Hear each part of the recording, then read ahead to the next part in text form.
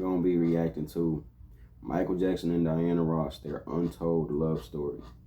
Now, before we start this video, I just would like to say happy birthday, Mike. It's been 14 years without you, man. And I could tell you,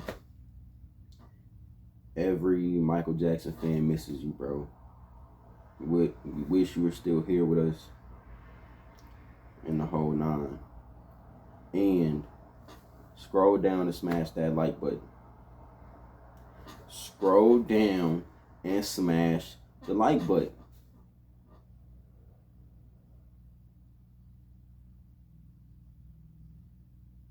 You smashed the like button yet?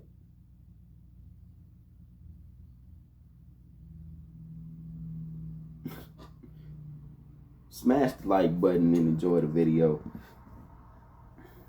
I hope you guys enjoyed this video. Let's get to it. Michael's love for Diana started off as a childhood crush, but developed into a teenage infatuation. They only became close when Michael came of age, his brother Jermaine mentioned in his book. I know Michael has always loved Diana. From when he was a small boy, he knew he wouldn't be able to act on his love for her until he became an adult. By the late 1970s, Diana Ross and Michael Jackson flirted wildly in public, and numerous reports at the time speculated whether the two were having a romance. But was there any truth to this? Did Michael Jackson's obsession with Ross extend into a full-blown affair? Or did the two stars use the speculation to benefit both their careers? Welcome to the detail. Michael Jackson first met Diana Ross at age 10 when he and the other 4 members of the Jackson 5 auditioned for Motown Records, in which Diana was the label's most shining star. Paving her own career outside her Supremes fame of the 1960s, Diana first saw Michael and his brothers performing for a charity show. Although untrue, what was fed to the media was that Diana Ross discovered the Jackson 5 and used her connections to propel them into superstardom. When he and his brothers signed to Motown and the family were looking for a place in Los Angeles, Michael moved in with Diana.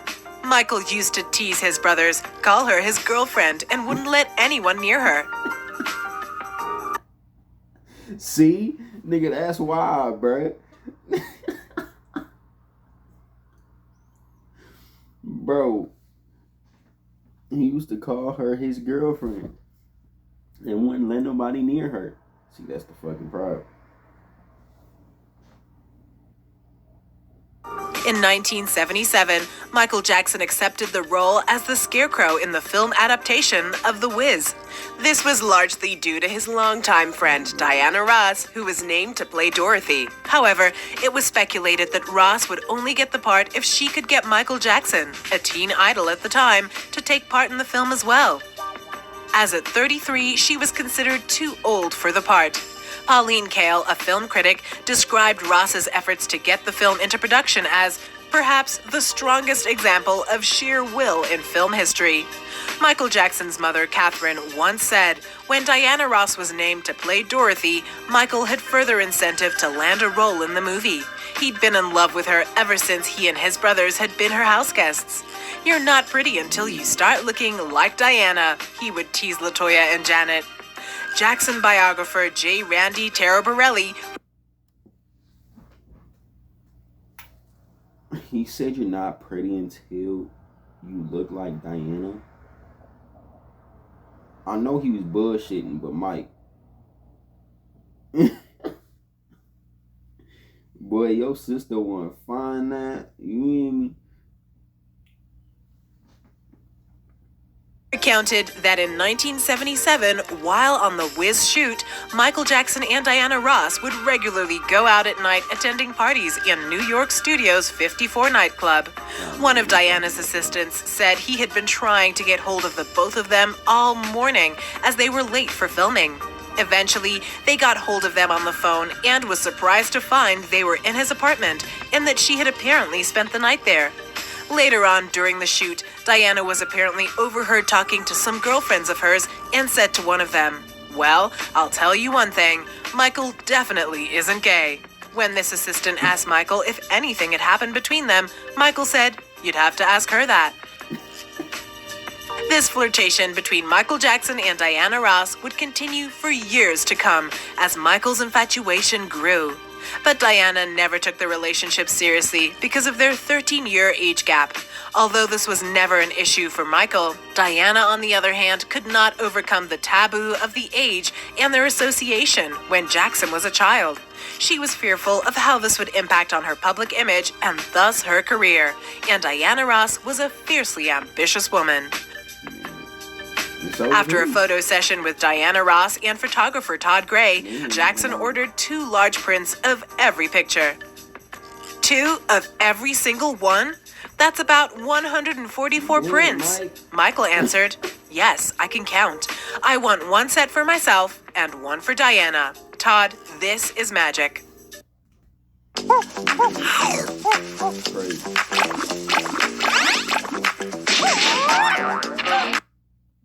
Todd, this is magic. During Diana Ross's 1981 special, Michael Jackson was featured heavily. They performed together 3 times, and Michael was the only other person who had their own performance other than Diana Ross herself.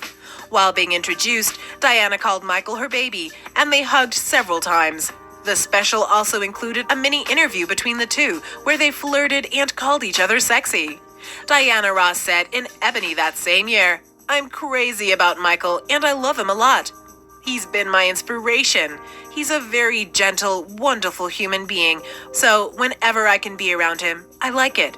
His aura is only about love." Diana Ross's vivacious character and affection towards Michael allowed fans to misconstrue it as sexual. Diana's personality was infectious, and she was flirty with all men in public, including Michael. It's one of the tragedies of Michael Jackson that he dwelt on this romantic obsession and did not let it go. Jackson even erected a shrine. Now, hold on. Because I've been asking this question. Do y'all think Dirty Diana was about Diana Ross, or do y'all think it was about somebody else? Because Mike himself said it was about somebody different. But other people say that it was about Diana Ross because he wanted to be with her, but she didn't want to be with him because, again, the 13-year age difference. Do y'all think Dirty Diana was about Diana Ross, or do y'all think it was about somebody else? Let's talk about it in the comments. Dedicated to the love of his life in his family home with photographs and mementos. However, Diana wasn't interested in Michael and made several attempts to soften the blow for him. The public saw her and MJ as mother and son. This is demonstrated while on the red carpet with Michael at the 1981 Oscars. She said, "He's going to play my son." As a result, they burst out laughing and walked away. But even with Diana's hints and gentle letdowns, in Michael Jackson's naive mind, he and Diana were in a relationship, and he had hopes that they would ultimately be together. In 1983, Michael Jackson once said in an interview, "Diana Ross is everything you could wish for. I love her. I hope she marries me. She always tells me her most private secrets. That's the kind of relationship we have."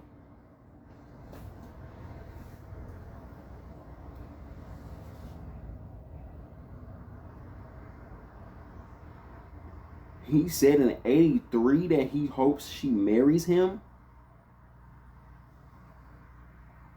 Yeah. Now I feel I feel like Dirty Diana was about her, bro. Fuck this shit. Like, y'all let me know what y'all think about this song. Y'all, like, on some real shit, do y'all really think that song was about her or was it about somebody else? Because, boy, if he said he hopes she marries him,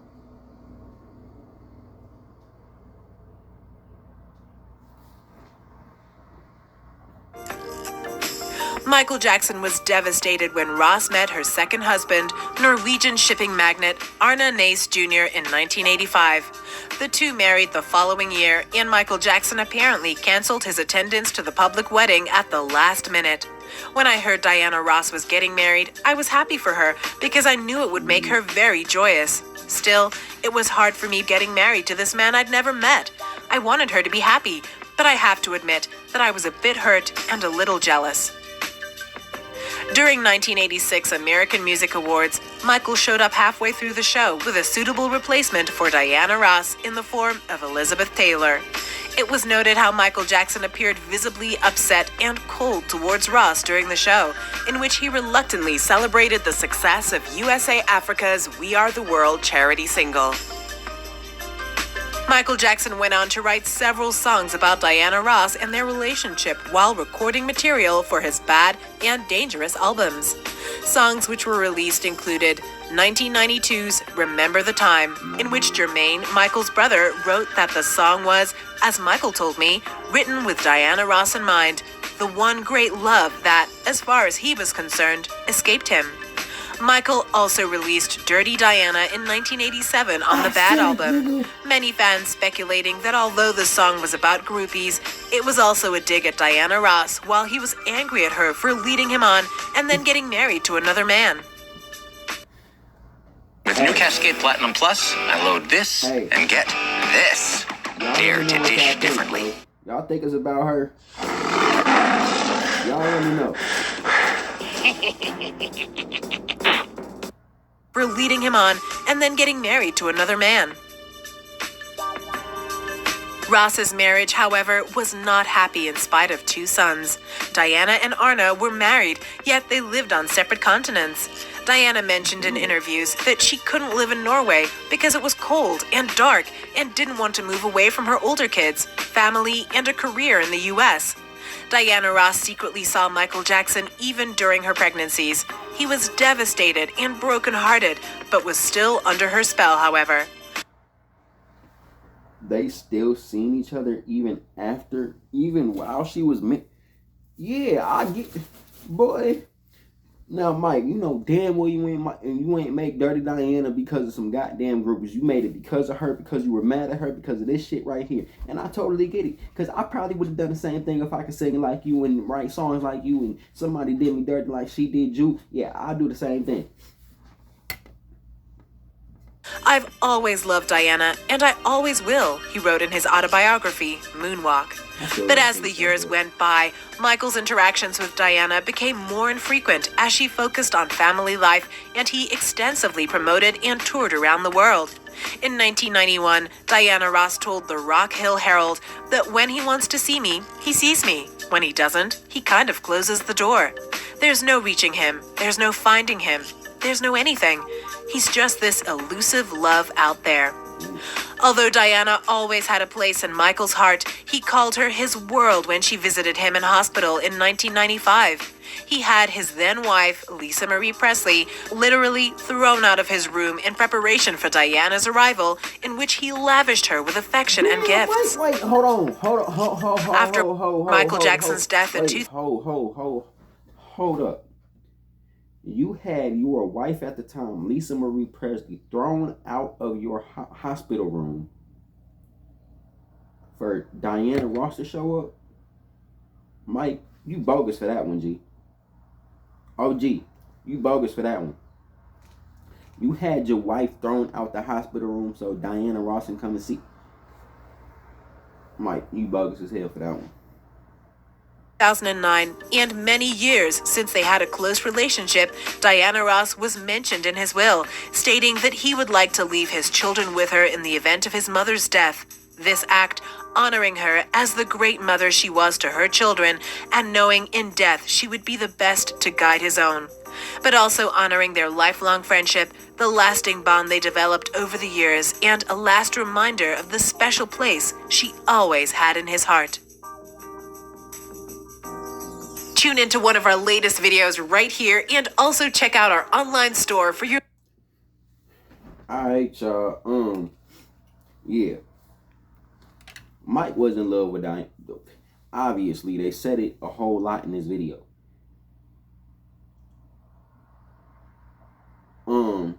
Mike, I said it just a few minutes ago.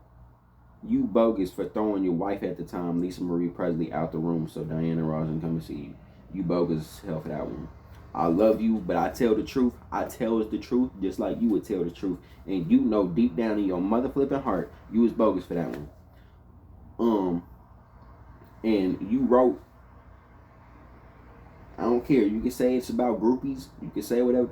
I don't give it. You wrote Dirty Diana about Diana Ross. You was mad that she got married. Facts. Can't lie. But again, happy birthday, Mike, man. We love you, bro. We miss you. Y'all, make sure you guys like this video. Smash that subscribe button so you don't miss any of the videos that I got coming out for you guys. Turn on that post notification bell so you get notified. Also, after you hit that subscribe button, turn on that post notification bell. Hit the like button. Also, comment down below and let me know what you guys thought of this video. And do you guys actually think Dirty Diana was about Diana Ross, or was it about groupies like he said? And I'll see you guys in the next video. I'm out. Peace.